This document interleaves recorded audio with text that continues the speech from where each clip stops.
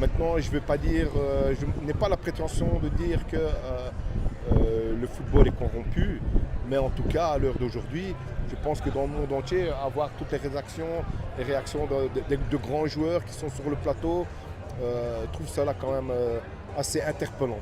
Je pense qu'après cette décision de la FIFA de faire jouer au Gone, je pense que les joueurs vont rester concentrés sur leur match. Maintenant, imaginez-vous un seul instant que la Belgique domine pendant 90 minutes, se crée multiples occasions et qu'à la fin, sur un bête contre, on encaisse et c'est Balogun qui marque le goal.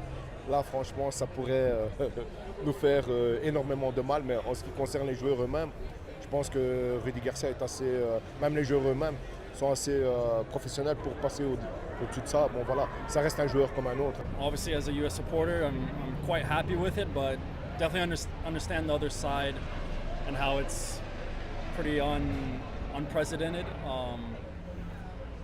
I don't know, it's kind of a difficult situation to be in, I think. Obviously happy to have him back. He's one of our best players.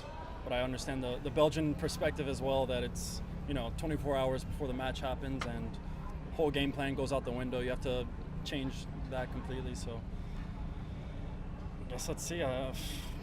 So I think it was unfair red, and I think a lot of, the football insiders have kind of agreed with that. But once you give a red, it's a red. So I think it's more of an Infantino problem than it is a Trump problem. I think fair by Trump for, trying to help out the U.S., trying to do whatever he can, and organizing. I think it was a lawyer team.